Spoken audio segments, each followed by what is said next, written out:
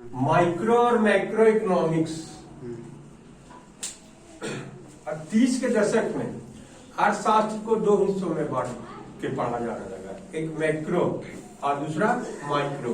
ठीक है ना, माइक्रो या मैक्रो, जिसको व्यष्टि और समष्टि। माइक्रो को व्यष्टि कहा जाता है हिंदी में और मैक्रो को समष्टि कहा जाता है। माइक्रो का अर्थ होता है छोटा और मैक्रो का अर्थ होता है बड़ा।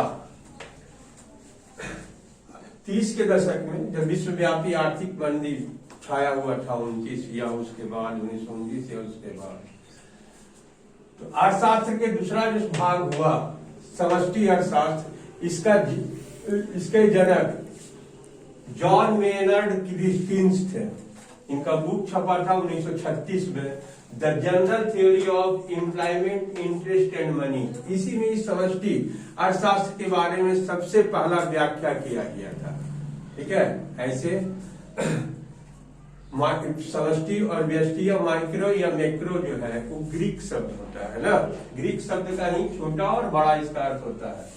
माइक्रो का दृष्टिकोण जो रहता है वो नीचे से ऊपर। जैसे मान लो कि एक जंगल है तो जंगल का अध्ययन जो हुआ वो मैक्रो हुआ, और जंगल के अंदर विभिन्न प्रकार के पेड़ पौधे का जो अध्ययन हुआ वो हुआ माइक्रो। ठीक है ना, पूरे जंगल का अध्ययन मैक्रो, और जंगल के अध्ययन पार्टिकुलर पेड़ का अगर अध्ययन किया जाए जंगल के अंदर तो वो हो गया माइक्रो। ठीक है ना, माइक्रो का दृष्टिकोण नीचे से ऊपर जाता है ना, मतलब पेड़ से पूरा जंगल। ठीक है ना, नीचे से ऊपर। और मैक्रो में क्या होता है कि ऊपर से नीचे, top to bottom, top to down, माने पूरा जंगल, उसके बाद उसके अंतर्गत का पेड़ का अध्ययन होता है। ठीक है ना। पहले में मतलब माइक्रो में उपभोक्ता की आय और उनकी खरीदारी के बारे में अध्ययन किया जाता है, उपभोक्ताओं के बारे में ना। जबकि मैक्रो जो है उसके अंतर्गत मतलब पूरा समाज, पूरा देश में मुद्रास्फीति में कुछ बास्केट होता है ना, वस्तु का मूल्य लिया जाता है, बेस ईयर दिया जाता है, तो मुद्रास्फीति का अध्ययन मैक्रो, मुद्रास्फीति और देश की आर्थिक वृद्धि की गतिशीलता का अध्ययन किया जाता है ना। माइक्रो में उपभोक्ता और उसकी खरीदारी का अध्ययन किया जाता है, जबकि मैक्रो में पूरा देश को लिया जाता है या पूरा स्टेट को लिया जाता है, जिसके अंतर्गत मुद्रास्फीति और उसकी गतिशीलता का अध्ययन किया जाता है। मुद्रास्फीति के अंतर्गत बहुत सारी वस्तु को, एक वस्तु का मूल्य नहीं, बहुत सारी वस्तुओं का जो बास्केट होता है, इसके साथ मूल्य जो बढ़ता है उसके आधार पर आर्थिक वृद्धि को देखते हुए उसका अध्ययन किया जाता है ना।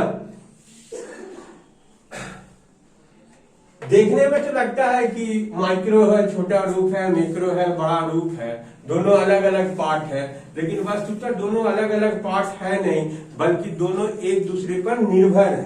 ठीक है ना, निर्भरता किस रूप में है?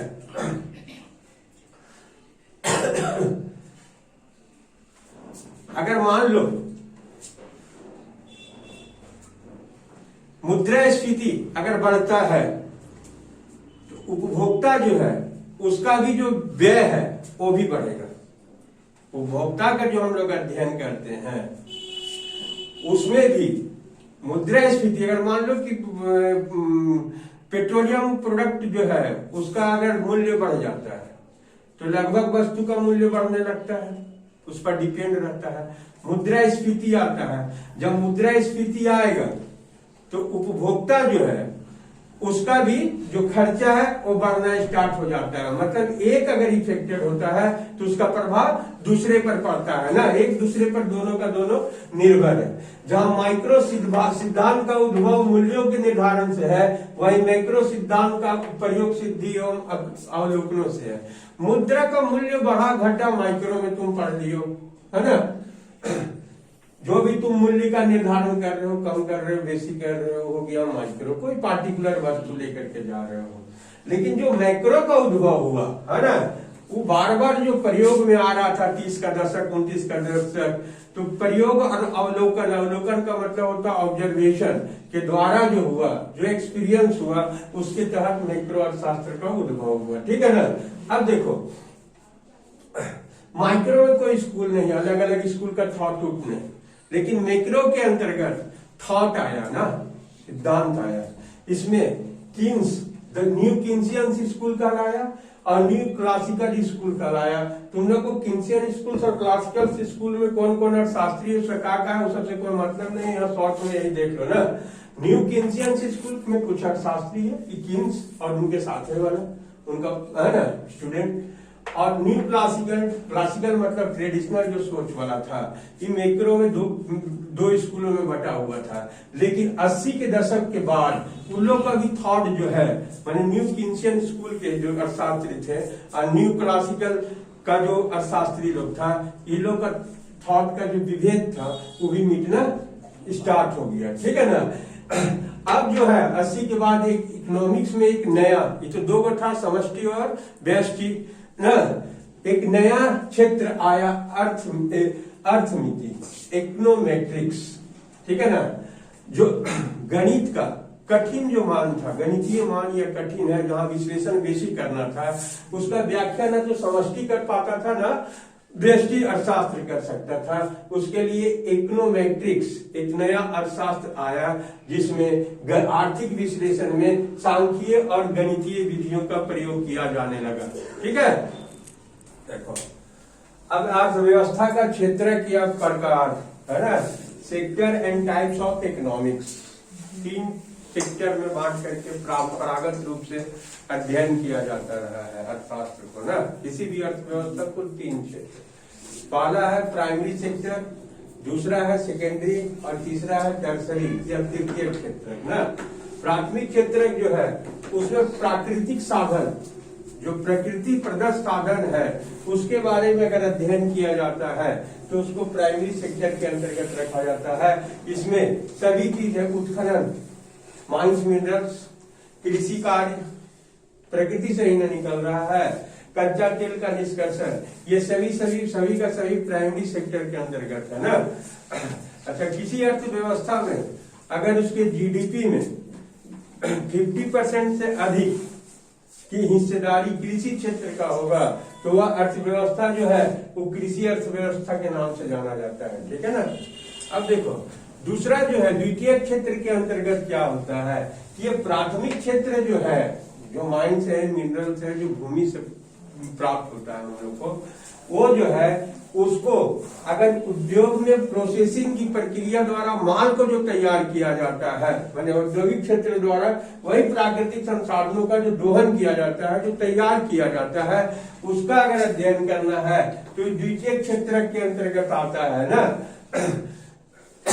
औद्योगिक क्षेत्र इसी के अंतर्गत है, तमाम औद्योगिक क्षेत्र, ठीक है ना। इसका उप क्षेत्र भी है, विनिर्माण, मैन्युफैक्चरिंग, ठीक है ना।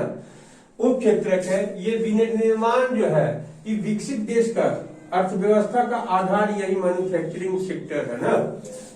इसी का द्वितीय क्षेत्र या उद्योग का एक उप क्षेत्र होगा। राष्ट्रीय आय और जीवन यापन में अगर कम से कम आधी की हिस्सेदारी किसी देश में हो तो वो जो है विकसित देश की श्रेणी में गिनाता है, वो द्वितीय क्षेत्र के अंतर्गत ही है ना। राष्ट्रीय आय के किसी भी देश का राष्ट्रीय आय और जीवन यापन में अगर कम से कम आधे की हिस्सेदारी ये मैन्युफैक्चरिंग सेक्टर का रहे या औद्योगिक सेक्टर का रहे तो विकसित देश की श्रेणी में गिना जाता है ना। कृषि जो है, अधिकांश देश दुनिया का जो कृषि में है वो विकासशील है या अविकसित है। यहाँ जितना भी औद्योगिक क्षेत्र में है, जो मैन्युफैक्चरिंग में आगे बढ़ा हुआ है या उद्योग में आगे बढ़ा, सब विकसित है ना। तृतीय क्षेत्र जो है माने प्राथमिक क्षेत्र की वस्तुओं को द्वितीय क्षेत्र में जो उद्योग में उत्पादन या प्रोसेसिंग या मैन्युफैक्चरिंग के लिए लाने की प्रक्रिया में जो साधनों का प्रयोग होता है उस सर्विस सेक्टर के अंतर्गत आता है। और ये तृतीय क्षेत्र का चीज है, इसको सर्विस सेक्टर कहा जाता है।